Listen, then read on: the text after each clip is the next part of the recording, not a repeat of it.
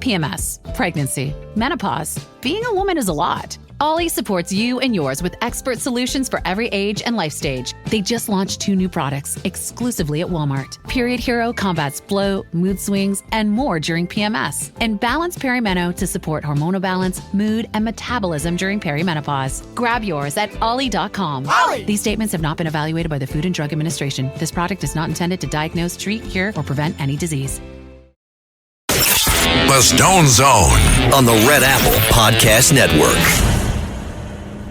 Welcome back. I'm Roger Stone, and we're back in the Stone Zone. Joining me now is Sam E. Antar. He's a former certified public accountant whose career trajectory took a remarkable turn from perpetrator to investigator of financial fraud. See, Sam was the former chief financial officer of Crazy Eddie. Remember them?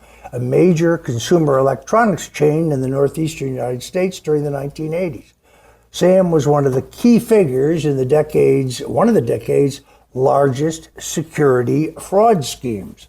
But Sam Antar paid his debt to society, and following his criminal conviction, after paying the price, he redirected his expertise towards forensic accounting, leveraging his firsthand knowledge of financial fraud to help combat white-collar fraud. His unique perspective and technical expertise have made him an expert advisor to various clients, including law firms, government agencies, law enforcement departments, independent investment research firms, hedge funds, and others. His website, whitecollarfraud.com, is a must-see. Joining me now in the Stone Zone, none other than Sam Antar. Sam, welcome into the zone. How are you, Roger? Thank you for having me on. I'm delighted to have you because, well, you always break big news, and you have new big news. A story you have just broken on your website essentially outlines the fact that Governor Kathy Hochul's husband's law firm, Davis Polk, had a $325,000 dormant contract with the Attorney General's office.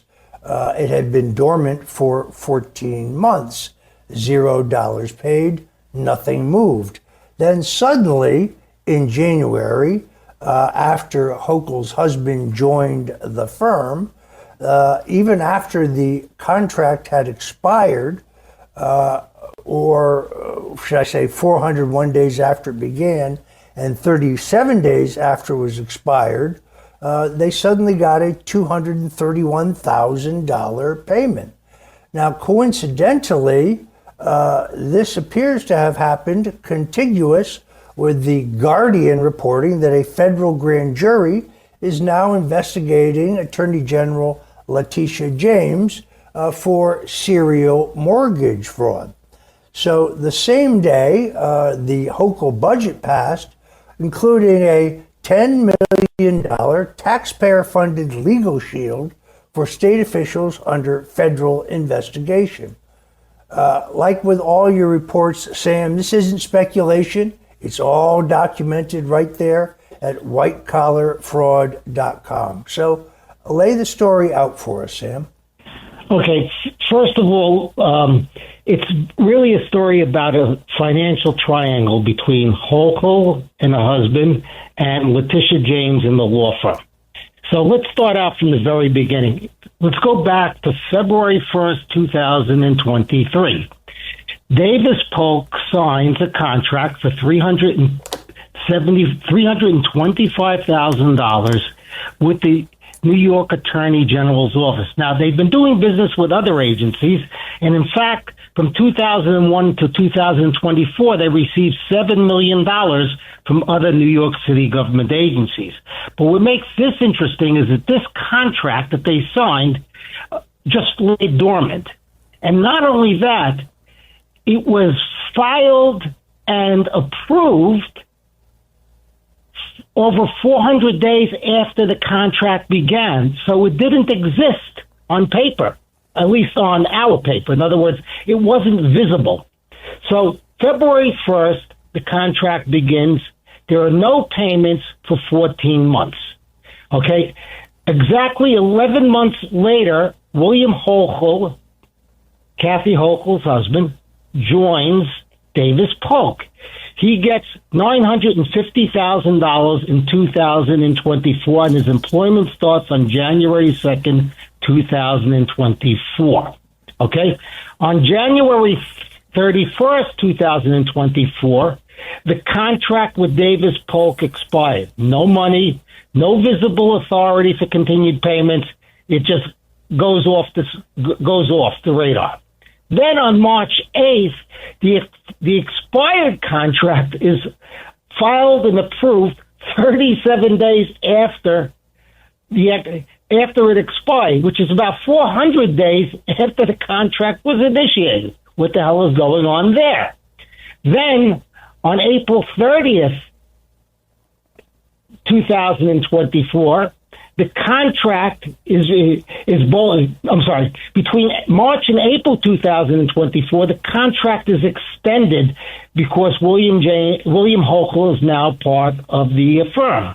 And on April 30th, 2004, the William Hochul's firm gets their first payment, $231,644 payable to Davis Polk, his law firm.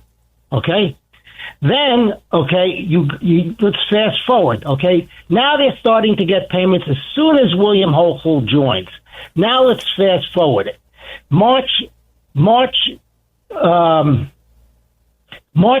2025, The Guardian reports as a grand jury, impaneled in Virginia. Other outlets report that there's an FBI investigation out of New York. And on that same day, Hochul goes and provides her with a $10 million defense fund. Now, $483,000 was paid to Hochul's law firm from the New York Attorney General's office, Tish James' office. Before that happened, okay? And it only happened after Hochul's husband joined the firm. So what you have here is a financial quid pro quo, a protection network, a triangle protection network between Hochul, Tish James, and the husband's law firm. So, Sam, let me ask what I guess should be an obvious question. The allegations against Attorney General Letitia James, which today are just that, allegations, serious allegations, documented allegations, but the allegations all involve her private conduct as a citizen. They involve her personal mortgages and what appears to me to be a 22-year record of serial mortgage fraud. Why should the New York taxpayers pick up the tab for her legal defense? These are not investigations into her official actions as Attorney General, but investigations into her personal conduct. Why should taxpayers be picking up the tab? I agree with you. That's exactly right. I could understand if she's sued as part of her job, as part of her duties as the Attorney General. But this mortgage fraud predates her duties as an Attorney General and still has nothing to do with it as it occurred when she was Attorney General. Not only that, but this mortgage fraud predates when Trump became a Republican. He was a Democrat at the time. So you can't argue that.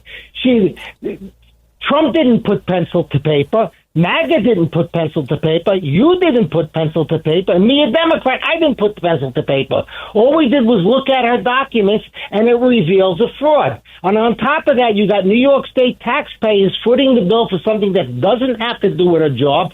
And the coincidence is that $10 million comes after Hochul's husband's law firm receives $483,000. Listen, Sam, I wasn't born yesterday. It smells. Go ahead. I'm sorry. I didn't mean to cut you off. Sam, the thing that's interesting here, of course, is that Letitia James's defense on all these matters is that this is retribution or revenge by Donald Trump. As I recall, you are not only not a Republican, you're not a Trump supporter. You're no, I don't even like them. There you go. So this idea that you are somehow an agent for the revenge of Donald Trump is pretty laughable. Interestingly enough, the Federal Housing Finance Administration, which has specific authority to regulate mortgages and to search for mortgage fraud, reviewed all of the allegations that you first raised publicly, and after their lawyers reviewed them, sent a formal letter over to the Department of Justice, which is essentially a referral for criminal action.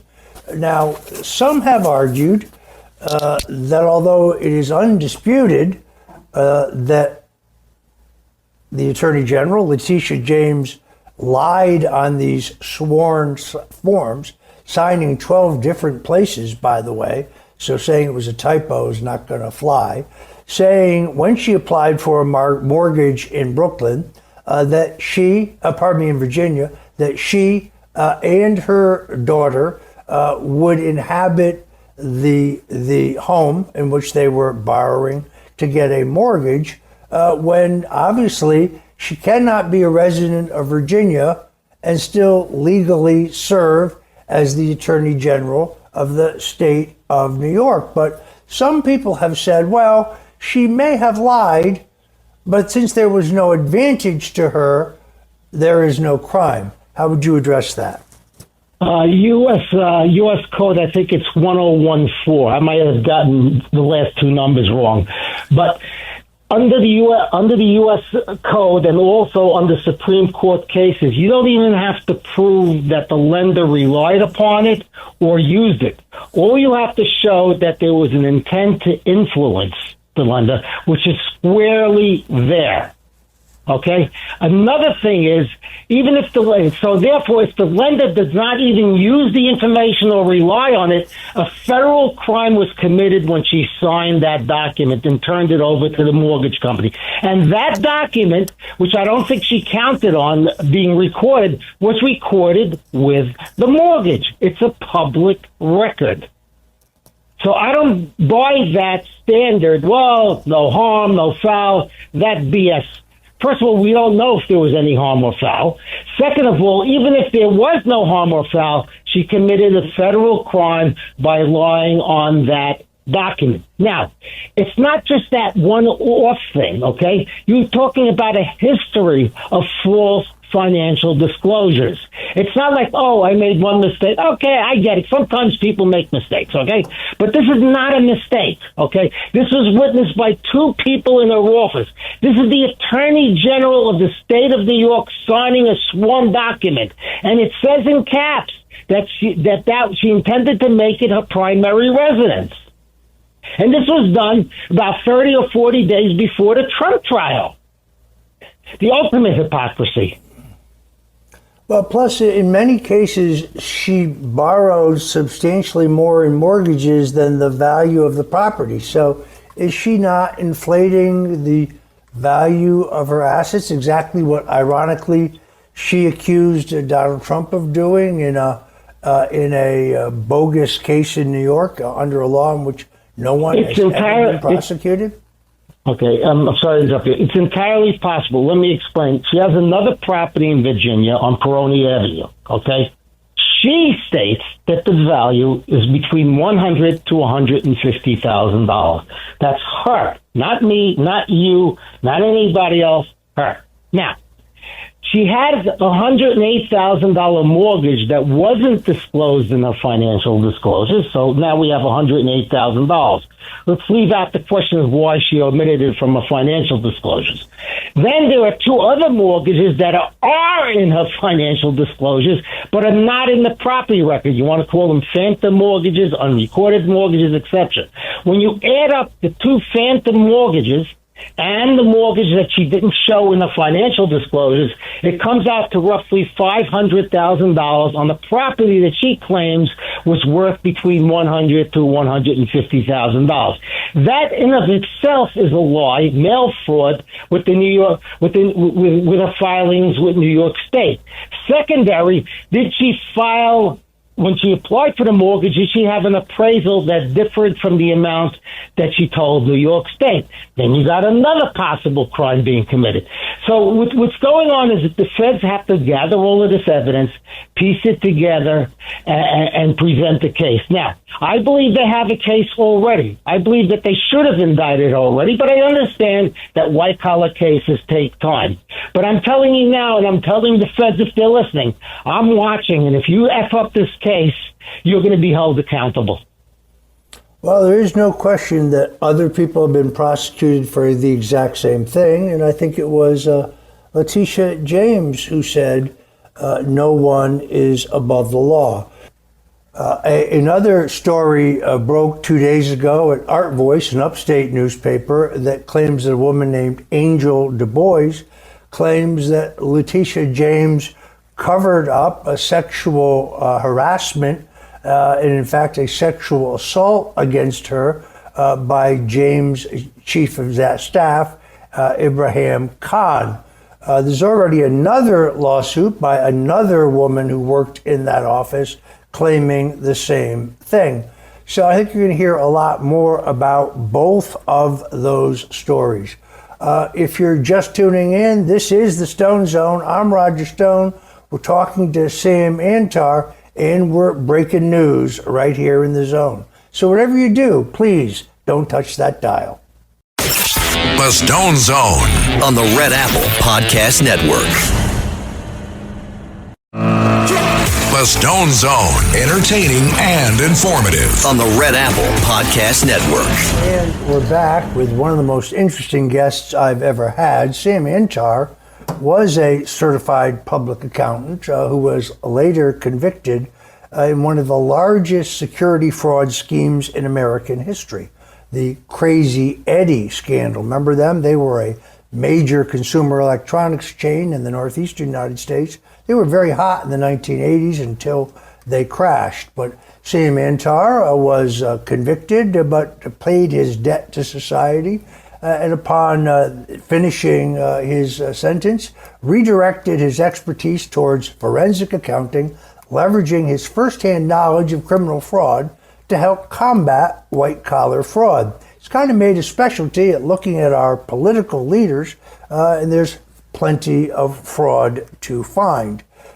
He broke an amazing story, as we just outlined, in which the law firm that Governor Hochul's husband belongs to suddenly got huge payments concurrent with a federal investigation announced into Attorney General Letitia James and a $10 million taxpayer-funded bailout, I should say, to pay for Letitia James' legal defense, even though the investigation is not into James' official duties or any act she took as Attorney General, but her personal conduct. Sam, here's my question. New York State law is pretty tight when it comes to disclosure. We got about 2.5 minutes left here, a little less. Isn't Letitia James required to disclose all of these things to the state of New York, and how has she done on that score? Well, on her property, she's made numerous significant omissions. For example, on her Brooklyn property, there is a mortgage that she lists on her on the financial statement. It cannot be found in the property records.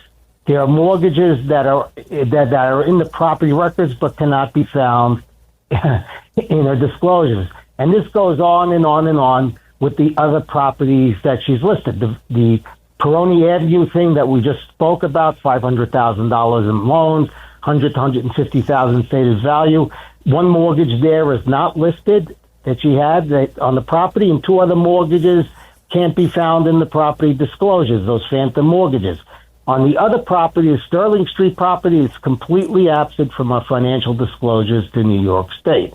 So what you have here is not just mortgage fraud. You have here is a lady that's just a serial liar.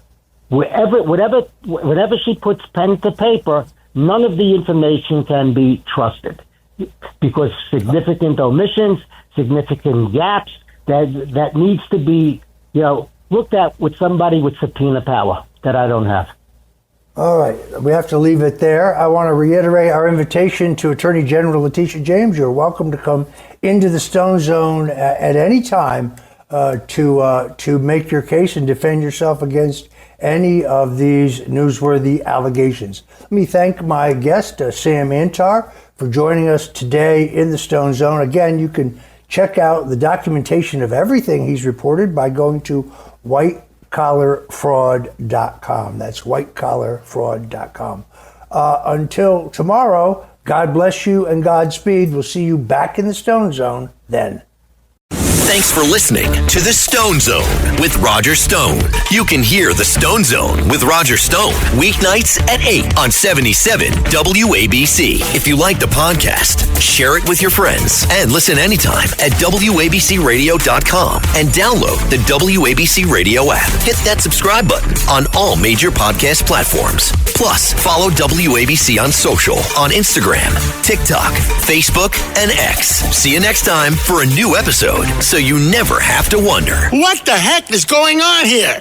Roger Stone here for Colonial Metals Group. Pay attention, because China is leading the largest anti-American alliance since World War II. One that's already dumped U.S. bonds, grabbed 43 million acres of our farmland, and is plotting to dethrone the dollar. That's why IRA and 401k savers are protecting their savings with gold. Go to freegoldguide.com/stone or call 800-747-6589 for your free gold guide on how to protect your wealth with gold, and it's 100% tax-free.